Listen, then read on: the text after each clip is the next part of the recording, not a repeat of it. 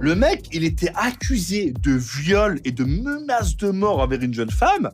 Bon, finalement, il a été acquitté de tout ça, mais il a été condamné pour corruption de la jeunesse.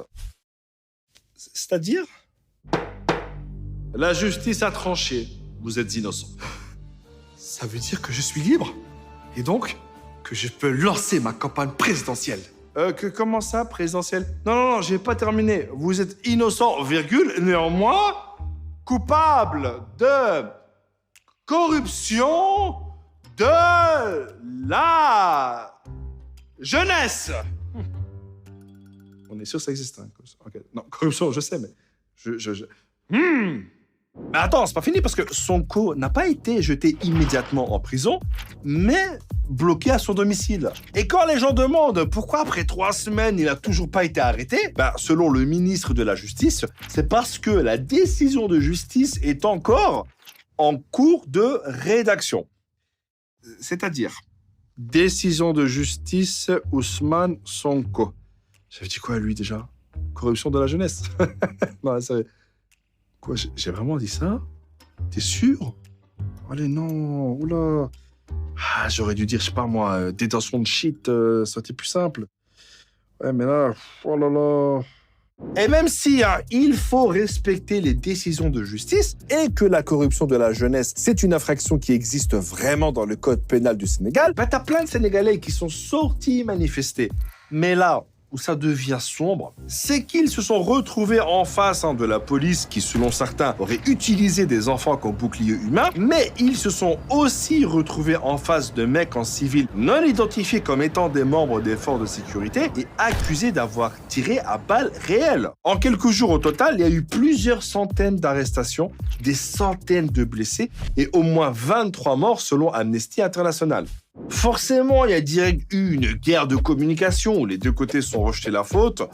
Mais bon, il y a quand même des vidéos où on voit bien qu'il y a des mecs armés en civil qui sont plus en duo avec la police qu'en duo avec les manifestants. Et quand le procureur de la République a fait un communiqué, il a déclaré qu'il y avait certes des morts, mais aussi des casseurs. Et donc, il a ouvert une enquête sur les casseurs. Et pour les morts...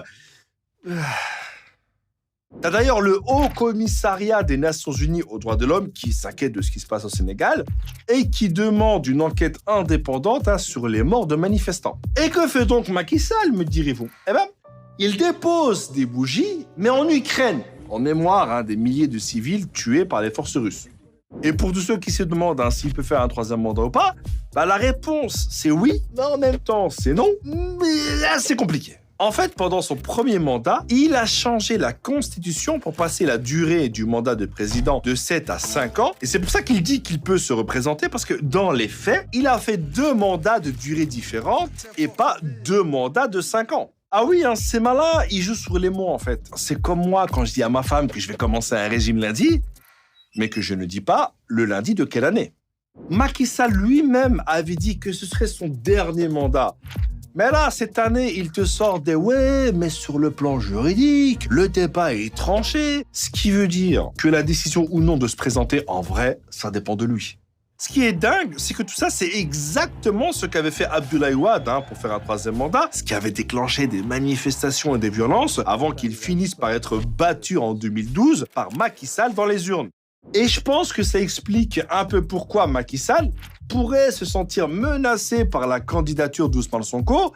Il n'a pas envie que l'histoire se répète, mais cette fois contre lui. Parce qu'il ne faut pas oublier un truc, c'est que même si le Conseil constitutionnel dit à Macky Sall « vas-y, c'est bon pour un 3e mandat », il ne faut pas oublier que c'est le peuple sénégalais qui aura le dernier mot en votant.